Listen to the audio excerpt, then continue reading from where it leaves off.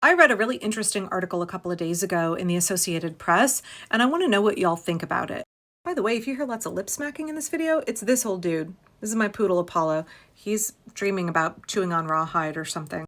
So you may have noticed that I tend to cover stories from certain parts of the country a little bit more than others. Obviously, I cover a lot of stories from Oregon because I live here, but also stories from Ohio, where I went to high school, from Indiana, where my mom's family lives, and this story from Kentucky, where my dad's side of the family lives. So shout out to my cousins in Kentucky. I'm always really concerned about how my family in red parts of the country are faring. So I make a conscious effort to try and read stories about what's happening there. So this article takes place in Kentucky. It's entitled, "The Democrats' Path Back to Power Might Start in Places Like This Appalachian Town." And I'm going to have to put my glasses on because my computer is so far away that I can't read without them. This piece was by Bill Barrow in the Associated Press from May 24th. It's from Paintsville, Kentucky. Janet Lynn Stumbo leaned on her cane and surveyed the 24 or so voters who had convened in a small Appalachian town to meet with the chair of the Kentucky Democratic Party. A former Kentucky Supreme Court justice, the 70-year-old Stumbo, said the event was, quote, "the biggest Democratic gathering I have ever seen in Johnson County, an enclave where Republican Donald Trump got 85% of the presidential vote in November." Paintsville, the county seat, was the latest stop on the state party's rural listening tour, a periodic effort to visit overwhelmingly white, culturally conservative towns of the kind where Democrats once competed and Republicans now dominate nationally. Democrats' path back to power may start here, one small meeting at a time, because it will be difficult, if not impossible, for the party to regain U.S. Senate control or win the presidency without competing harder for rural and small town voters. This is why I keep saying for many reasons, it's so toxic to say, fuck red rural America, they got what they voted for. That shows a serious lack of understanding for the reasons that red rural America voted for Trump in the first place, how they were hoodwinked by him. The ways that his messaging was compelling to them, the ways that they have very real, serious grievances, and the ways that he lied to them about how he was going to address them and fix things for them. We can't write off red rural America. We can't pander to their racism. We can't pander to their homophobia and their misogyny. But at the same time, they are American citizens and we need to reach them, their voters. And just like everybody else, the American dream does not feel achievable for them. Their quality of life is severely negatively impacted by the fact that we live in a late-stage capitalist society, by the fact that the super rich are exploiting all of the rest of us. They just don't have working-class solidarity yet. They have not gained that kind of class consciousness to understand that the super rich like Donald Trump are not going to make life better for them. They're not going to make America great again for the working class. They're not going to bring them up. They're not going to help them have a better quality of life. They're just going to make them suffer more. Rural America doesn't understand that yet. And we see that play out in the polling, where a lot of them are still loyal to Trump. They're still believing in that sunk cost fallacy. If I just wait a little longer, he'll make America great. He'll make my life better. I just got to hold out a little longer. We saw that in Trump's Memorial Day Truth Social post that he made this morning. Soon I will make America great, right? He's telling his loyal followers, don't start to doubt me. Just hold out longer. Just believe a little harder. Wait longer. It's right over the next hill. It's right over the horizon is that prosperity that I've promised you. Meanwhile, while he's feeding that bullshit and making them invest in a sunk cost fallacy, he's stripping this country of all of the things that actually give us any quality of life. He's actively wrecking the things that rural America depends on, and he is taking our taxpayer money and he's inflicting suffering upon all of us in order to make a few already obscenely rich people even that much richer. He is wrecking this whole country so that a few billionaires can exploit us even harder than they're exploiting us now. All of the suffering that we already experience, all of the ways we have a reduced quality of life from these super rich guys up here, Donald Trump wants to help them even more. He wants to make it easier for them to make life harder for us. But red rural America doesn't understand that yet. They're still believing the lies of Trump. Okay, I did not mean to editorialize that hard. Let's get back to the article. The Democratic Party recently lost senators from states with significant rural populations, Montana, Ohio, Pennsylvania, and West Virginia. Also, Democratic-led states are losing population to Sunbelt states led by Republicans. Some projections are suggesting that Democrats could lose 12 seats in the Electoral College in the 2030 census. The gut check is we'd stopped having these conversations in white rural America, said Coleman Eldridge, the Kentucky Democratic chair. Folks didn't give up on the Democratic Party. We, the Democrats, stopped doing the things that we knew we needed to do. It's not just that Democrats must carry most white rural precincts outright to win more elections. More realistically, it's a matter of consistently chipping away at Republican margins in the way Trump narrowed Democrats' usual advantages among Black and Latino men in 2024, and not unlike what Kentucky's Democratic governor, Andy Beshear, did in 2 statewide victories. Nationally, Trump won 60% of small town and rural voters in 2020, but he won 63% of them in 2024. That's a far cry from a generation ago when Democrat Bill Clinton won pluralities in Johnson County, Kentucky, on his way to capturing Kentucky's electoral votes in both 1992 and 1996. For 2 hours in downtown Paintsville, Eldridge listened as Stumbo and others took umbrage at conservatives' policy agenda, expressed frustration over Trump's standing in eastern Kentucky, and said they were determined to sell their neighbors an alternative. Many brought their personal experiences to bear. And we need that. We need an alternative, compelling vision for America. Trump's Make America Great Again was really useful. It worked well for him because it was so generic. People could plug into it whatever they thought would make America great. We are all living a reduced quality of life. We all know, whether we are Democrat or independent or Republican, we all know that our life is not as it should be. We know that we have a reduced quality of life. Some of us understand that it's the billionaires who are fucking all of us, who are taking more than their fair share, who are making us struggle so hard. Not everybody is aware of that fact. They just know that they're struggling. And therefore, they were very susceptible to the messaging, the vision that Trump sold them, which is, I'm going to make life better for you. He was lying the whole time. We need a compelling vision. It needs to be simple. It needs to be truthful. It needs to be something that is accessible to working class people. Okay, back to the article. The event was part town hall, part catharsis, and part pep talk. In some ways, the complaints in Paintsville, Kentucky mirrored how Democrats nationally are angry, often for very different reasons. Sandra Music, a retired teacher who called herself a new Democrat, converted to the Democratic Party because of Trump. She bemoaned conservatives' success in advancing private school tuition voucher programs and said they were threatening the public education system. Music criticized Republicans for making a caricature of Democrats. They want to pull out the keywords abortion, transgender, boys and girls sports, and then they do that to distract from the heinousness, that's my own choice of words, of the Republican agenda. Stumbo, the former justice, lamented what she called the rightward lurch of the state and federal courts. We are going to suffer irreparable damage, she said, if we don't stop these conservative idiots. Michael Halfhill, another Democrat, was incredulous that the billionaire President Donald Trump was able to take hold of voters in Appalachia, which is historically one of the country's poorest regions. It's not left versus right, it's rich versus poor. He could not understand how Johnson County, Kentucky, which is 97.5% white, was able to vote against their own self-interest. Eldridge is the first Black chair of the Democratic Party in Kentucky, and he said that Trump is really good at attacking diversity. He says MAGA and Trump excel at making people like him look like the enemy of white folks. They don't care if the guy in the White House is peeing on your leg and telling you it's rain, as long as he can distract you by preaching hate about people who don't look like you. The AP also interviewed the mayor of Paintsville, who is a self-described conservative Republican and Trump lover. His name is Bill Mike Runyon. Democrats, the Republican mayor said, have to get away from the far left radical.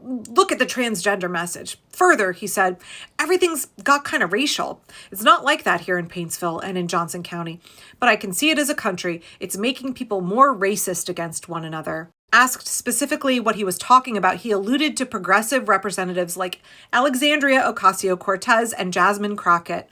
He picked 2 women of color and said, it's the ones you always see on TV. Going to say that we're not going to reach someone like that man very easily. I actually don't think it's a good use of resources to try and reach or convert those self-proclaimed hardcore Republicans like Paintsville's mayor. But there's a lot more in this article, and unfortunately TikTok cuts me off after 10 minutes, so come back for part 2. Okay, part 2 from an AP article that came out last week about Democrats trying to reach more places in rural America. Specifically, this is about Kentucky. Please go back and watch part 1, but the question is, can Democrats find a path back to power starting in small rural America, especially in areas that are economically depressed, where there's a lot of poverty, where working class people have felt that the American dream is not accessible to them. They are rightly disenfranchised, rightly upset, rightly feel that their quality of life is reduced from what their parents had. They feel betrayed and let down. And instead of understanding that it's the super rich who are exploiting them and that Donald Trump is one of those who only wants to exploit them harder, they believed the lie of make America great again. Because for them, life has never been great. They don't feel that they have a level of prosperity and comfort and security that they should have living in the wealthiest nation on earth. And they're not wrong about that, right? Those gripes are legitimate. Those frustrations, that dissatisfaction, that is legitimate. The problem is that they've listened to Donald Trump, who has pandered to their racism and their homophobia, pandered to their religion, and he's also created lots of scapegoats for them. He's fed him this lie that he will make America great for them, even though the things that he's doing are actively wrecking the country, actively increasing these folks' suffering, because rural America uses a disproportionate share of services like SNAP, like Medicaid. Rural America is really struggling, and the things that Trump is doing to them are going to make their lives a lot worse, but they are still believing in this sunk cost fallacy of like, okay, we got to hold out a little bit longer. Trump is promising that if we just hold on, that greatness is around the corner. I'm going to prosper soon. Trump is going to make America great again. It's not happening quite yet. I know he said he'd do it on day one, but maybe that was a little bit unreasonable, but we just got to hold on longer. We just got to invest in that sunk cost fallacy harder. And when is the tipping point for those folks? When do they realize that actually they've been lied to, they've been hoodwinked? When do they realize, is it going to be after Trump strips all the wealth from this country, after he strips all of our rights away from us, after he hands everything over to the super rich at the top, after how many Americans have to die? Because what we know, despite the fact that corporate establishment Democrats have absolutely abandoned rural America and absolutely have failed in their messaging to rural America, what we know is that the policies, the things that progressive Democrats want to do, will make the quality of life significantly improved for rural America. Policies that progressive Democrats want to implement will improve things for rural Americans, but they've not communicated that to them at all. Right, as I read in the last segment, the mayor of Paintsville, Kentucky, Bill Mike Runyon, who is a self-proclaimed conservative, Trump-loving Republican, he says the problem is that the Democratic Party is far left radical. I can tell you what kind of news he's been consuming, what kind of propaganda he's been fed, because we know that the Democratic Party in the United States is actually globally center-right. They're not far left at all. God knows the neoliberals running the Democratic Party right now definitely are not left. But he says everything's got kind of racial, and then he goes on to talk about how he doesn't like Alexandria Ocasio-Cortez and he doesn't like Jasmine Crockett, a Latina woman and a Black woman. He thinks that they are the problem. They are radical. So there's this element of racism that's mixed in. Again, Paintsville, Kentucky is more than 97% white, but also very impoverished. So there is this element of racism that I'm not quite sure how the Democrats are going to overcome that messaging and reach those folks. But I'm not actually sure that it's the diehard Trumpers that they should be trying to reach at all. And I would like to point to the end of this article where they talk about the Kentucky governor who is a Democrat. Governor Beshear seems to be the one Democrat who commands wide respect in and around Paintsville, a community that went 87% for Donald Trump in the last election. They like their Democratic governor. Actually, Governor Beshear is widely liked in Kentucky. People really respect him and think that he's doing a good job. So what's he doing differently than the DNC, for example? Democrats hailed the 47-year-old governor for supporting abortion, LGBTQ plus rights, while still attracting support far beyond Democratic strongholds of Louisville, Lexington, and Frankfort. Now, Beshear didn't win Johnson County, where Paintsville is located, when he ran for re-election in 2023, but he got 20+% more of the votes than Kamala Harris did in 2024, and he carried several nearby Republican counties. Multiple Republicans, including the mayor of Paintsville, remember that diehard conservative Republican who loves Trump, complimented Beshear for his handling of the floods and other disasters in the region. Let's not forget that Donald Trump is currently withholding FEMA relief from several Republican states. He's been here, Runyon said of Governor Beshear. I absolutely can get to him if I need him. Meanwhile, Trump has not visited any of the states that have recently experienced flooding, tornadoes, other natural disasters. And again, he's not given them a single penny. It is expected that the President of the United States visits places where his constituents are experiencing the wake of a natural disaster. He brings comfort. He makes sure that he meets with people who've been impacted and that they get the funds that they need. That's what a president does. Donald Trump has done none of those things. Because he's not a president. He doesn't act as a president. He went golfing instead. Okay, back to Beshear. In 2024, Governor Beshear landed on the list of potential vice presidential running mates for Kamala Harris. He also remains Senate Democrats' top pick for a 2026 campaign for the seat coming open when Republican Mitch McConnell retires. Beshear, whose father once lost to McConnell after having won 2 governor's races, said that he will not run for the Senate. He has started his own podcast, which is fueling speculation that maybe he's going to make a run for president in 2028. Andy is not like those national Democrats, Republican Mayor Runyon said. Harkening back to the 1990s, he added, Bill Clinton wasn't like those Democrats today either. Keep in mind, conservative Kentucky, they went for Bill Clinton twice. Hackworth, the die-hard Republican shop owner, noted that she voted against the younger Beshear twice, but over the course of an extended interview, she commended the governor's disaster management. She also questioned some of the moves from Trump, including the idea of getting Washington completely out of the disaster aid business. Yeah, I think Trump withholding FEMA funds from Kentucky, from Missouri, from North Carolina, from Georgia, from Alabama, from Arkansas, I think that's going to come back to bite him. These are poor communities, conservative poor communities that need that disaster relief money. However, the shop owner blamed Joe Biden for a tough time at my store, but she acknowledged that federal aid from the Biden administration helped many businesses and households stay afloat after the COVID-19 pandemic. Hackworth said she's not familiar with the details of Medicaid expansion, but she identified the nearby hospital as among the area's largest employers. When they're referencing that Medicaid expansion, Governor Andy Beshear made sure to expand Medicaid in the state of Kentucky. He did that because he's a Democrat and he believes that everybody should have health care.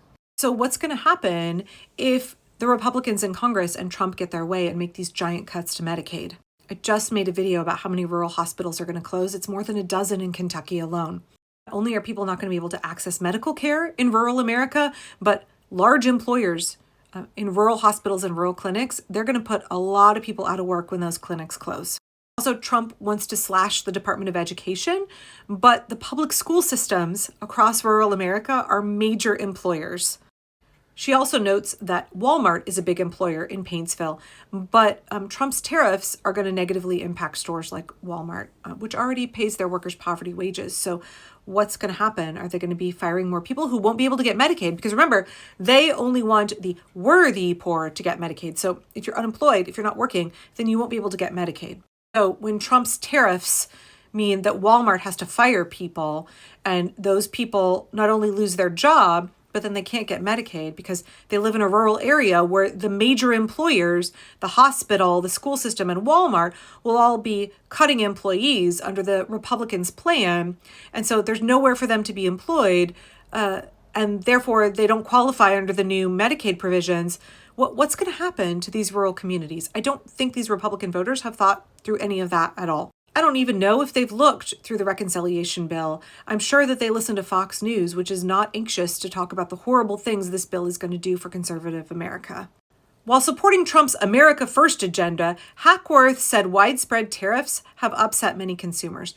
You can walk through my store and see where the new stuff is made. I try to buy American, but so much of it is China, China, China. Love how she quotes Trump there. Again, asked whether any of that should give Democrats an opening in places like Paintsville, she said, well, there's an opening if you show up. So is there an opening here? Do Democrats need to be showing up in rural America and meeting people where they are? Is that a chance for them to gain back ground, to win back seats and help restore our democracy?